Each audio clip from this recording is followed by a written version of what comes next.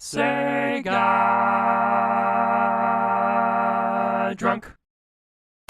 In the past, this channel has looked at a fair share of Super Nintendo games that never left Japan, but I haven't looked at too many Genesis or Mega Drive games that had the same treatment. Until now. Tougi-O, or King Colossus, is the kind of game that's going to check off a lot of boxes for a lot of people. Number one, it's an import with a fan-made English translation patch, so this may essentially be a new game for a lot of people. Number two, it's a top-down action role-playing game with hack-and-slash combat. And three, this game was designed by Toru Yoshida, who had a large part in one of the best Genesis games ever made, Phantasy Star 4. So yeah, King Colossus is well worth checking out just based on those factoids alone. Plus, I mean, how many top-down action games even exist on the Genesis? Like 3? There's Beyond Oasis, Crusader of Senti, Landstalker. So yeah, King Colossus helps to fill a pretty big gap in the Genesis or Mega Drive library. I know it's tempting to take one glance at the footage here and get excited, like, oh my god, it's Link to the Past but on Genesis! But I should temper expectations a little bit. I mean, that's the whole point of this channel, to try and set expectations to older games.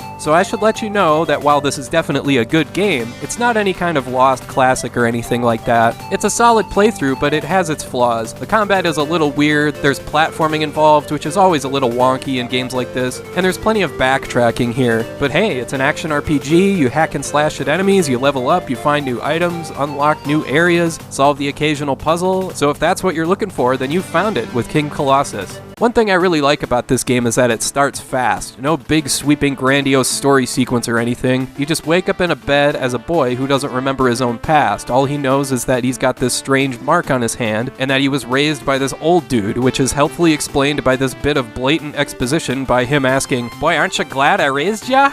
He sends you off on a mission to find this dude who stole a sword. So you find the sword thief and he says, yeah, if you could kill that fish man in the spring, that would be great, okay? Wait, what sense does that make? You stole the sword and I want it back, so I want to fight you, you dingus. Or better yet, why don't you kill the thing with the sword you stole? Sheesh. So you defeat Fishman, talk to the thief, he gives you the sword, and now you've got to go get it refurbished. So you take it to some other guy, and it turns out, of course, that their location is deep inside another dungeon. Then you got to do something else for that guy in another location, and yeah, you get the idea by now. This same structure repeats throughout the game. Not a whole lot of story here, which is fine, but I will point out that the fan translation patch here is excellent, because not only does it translate the text, it fixes a lot of bugs in the gameplay as well, so kudos to MIJET for their work on this one. I should stress that while this game is playable without a patch, it's definitely recommended you play with the English patch to get through this one.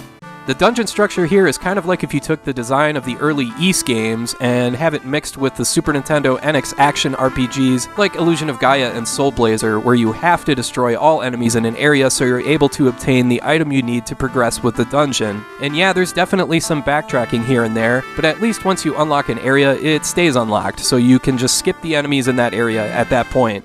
All the usual RPG stuff is here too. Experience points, magic points and spells, upgradable weapons, armor, items, bombs you can use to open up new areas. Gee, why does that look familiar?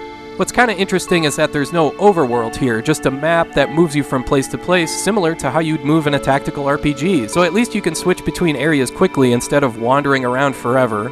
The combat is going to make or break this game for some people. The range of your sword you start out with is not ideal. You have to practically be standing on top of enemies to do any damage, and it definitely takes a while to get used to, and because of this game is pretty dang hard at the early going. But the good thing is, you do get much better weapons the further you progress. It's just that the early weapons combined with the hit detection will make this one feel wonky for some people. There's also platforming here, and again, that's one of those things that depends on the player. I had no trouble with it, but some people hate platforming in games like this. I will point out that you can move diagonally in this game, so at least there's that.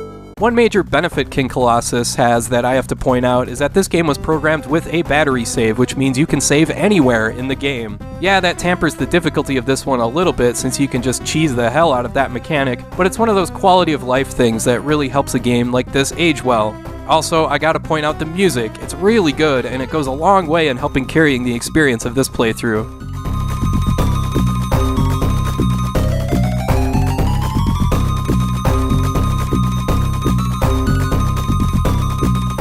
So yeah, King Colossus is a good, solid game. No, this game doesn't come close to stuff like Link to the Past, or even Beyond Oasis or Crusader of Senti. I mean, for one thing, it's a role-playing game, so it's a different experience entirely, but still, there just aren't many games like this for the Genesis or Mega Drive. If I had to come up with a Super Nintendo comparison, I'd say this feels like a compliment to games like Illusion of Gaia or Soul Blazer or Terranigma. This game is much, much shorter and less in-depth than any of those, but the dungeon design definitely has a similar feel. So yeah, if you dig those games, or if you're just looking for an action RPG on the Genesis or Mega Drive, then definitely check out King Colossus.